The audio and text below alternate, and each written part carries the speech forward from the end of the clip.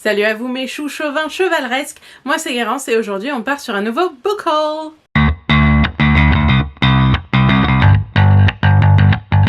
Les premiers livres dont je vous parle, ce sont les éditions spéciales de Simon Snow, tomes 1 et 2, donc Carry On et Wayward Son de Rainbow Rowell. Je suis trop contente de les avoir enfin dans mes mains. Pour avoir la trilogie complète avec les mêmes couvertures. Oui, je suis à ce point superficielle. En plus, le tome 1 est juste magnifique. Regardez-moi ça, c'est sublime.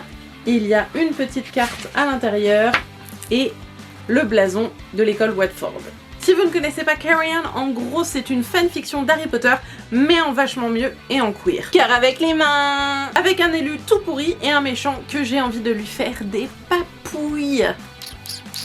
Bref, c'est Harry et Draco qui se font des bisous et c'est à se damner. Pourquoi j'ai toujours des cheveux de partout? Ensuite, je me suis pris The Snow Collectors de Tina May Hall. Impossible de me souvenir pourquoi. Je relis le résumé. Donc en fait, c'est l'histoire d'Enna qui a perdu ses parents et sa sœur jumelle. Franchement, c'est juste pas de bol. Et elle se cloître dans un petit village où il neige tout le temps. Jusqu'au jour où elle découvre un corps dans la neige. Et un joyeux Noël! Et ça l'amène à faire une enquête sur un bateau qui a disparu dans l'Arctique en 1845. Il y a aussi un lien avec une femme mystérieuse de l'ère victorienne. De relire le résumé, ça m'a vachement donné envie de lire le bouquin. Ça tombe bien, je l'ai! J'ai ensuite reçu le tome 2 et 4 de la série The Diviners par Leba Bray. Le tome 2 s'appelle Lair of Dreams et le tome 4 s'appelle Before the Devil Breaks You. Alors, ne me frappez pas, mais en fait, j'avais déjà le tome 1 et 2, mais avec des couvertures moches. Du coup, je les ai rachetés dans ces éditions-là pour avoir des couvertures plus mieux jolies dans ma bibliothèque. Mais il faut aussi savoir que par un accident le plus total,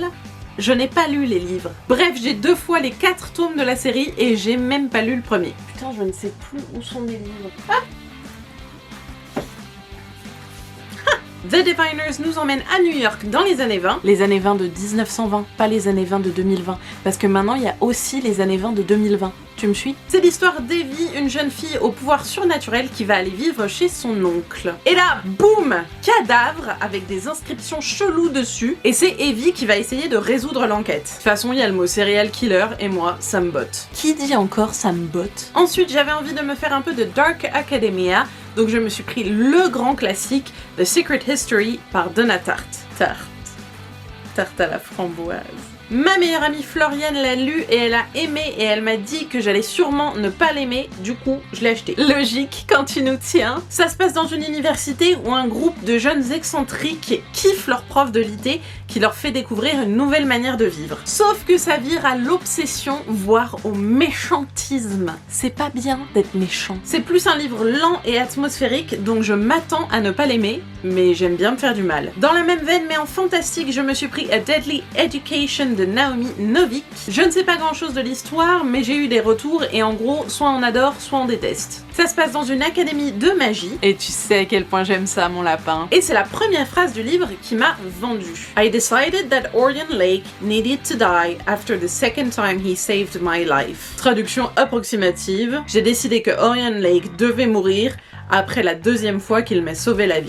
Comme quoi, il m'en faut pas beaucoup. J'ai ensuite commandé Small Spaces, tome 1, 2 et 3 de Catherine Arden. Le tome 1 s'appelle Small Spaces, le tome 2 s'appelle Dead Voices et le tome 3 s'appelle Dark Waters. Non mais regarde-moi cette couverture, frère! Dans le premier tome, on suit Holly, une jeune fille qui vient de perdre sa maman. Un jour, elle croise la route d'une femme qui s'apprête à jeter un livre dans une rivière. À la grosse Ni une ni deux, Holly fonce à la rescousse du livre et elle y découvre une histoire de frères et de fantômes dans une ferme. Et là, tu vas pas me croire, mais justement, Holly va dans une ferme avec sa classe. Coïncidence? Je ne crois pas, non? Ça se transforme en gentil livre d'horreur avec des épouvantails.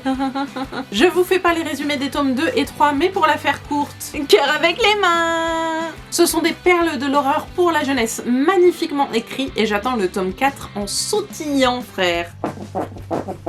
Après être tombée amoureuse de la plume de Catherine Arden et sa série pour les 9-12 ans, je me suis précipitée vers sa trilogie adulte qui commence avec le tome 1, The Bear and the Nightingale. J'arrive pas à le faire. C'est un roman atmosphérique qui se passe dans une version médiévale fantastique de la Russie, et l'histoire est profondément ancrée dans les contes et les légendes. Le résumé ne dit pas grand chose à part qu'il neige et qu'il y a éventuellement peut-être des créatures qui rôdent. Ça m'a l'air d'être un livre plutôt lent et poétique, mais vu le talent d'écriture de l'auteur, j'en attends beaucoup. Un peu dans le même genre, je me suis pris For the Wolf de Anna Whitten. Je sais pas si c'est Whitten ou Whiten, mais j'ai envie de dire Whitten. Contrairement à ce qu'indiquent la couverture et le titre, on part sur une réécriture de La Belle et la Bête. Oui, moi aussi, ça m'a surprise. Dans cette histoire, l'aînée hérite du trône et la cadette est sacrifiée au loup dans les bois. Moi ça va, je suis la Benjamine.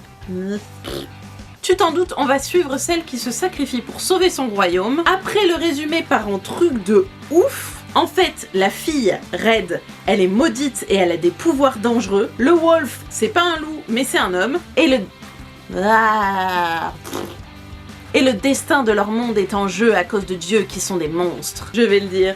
Vous savez que je vais le dire. Cœur avec les mains. Bah voilà, je l'ai dit. Et enfin, j'ai acheté le roman graphique Lightfall, le tome 1, The Girl and the Galdurian, de Tim Probert.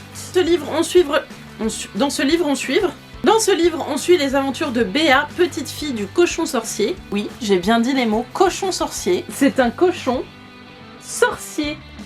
Sauf qu'un jour, Papy Cochon disparaît et Béa va se lancer dans une grande quête pour pouvoir le retrouver. L'originalité de ce roman graphique, c'est que Béa souffre d'anxiété sévère et que cela est très bien représenté. Je me sens pas du tout visée, personnellement. Et c'est tout pour ce book haul de septembre partie 3, j'espère qu'il vous aura plu. Il y a mon chien qui hurle. Et il ne s'arrête pas. Mettez-moi dans les commentaires quel livre vous avez acheté récemment. Moi je vous retrouve bientôt dans une nouvelle vidéo et en attendant surtout, culturez-vous!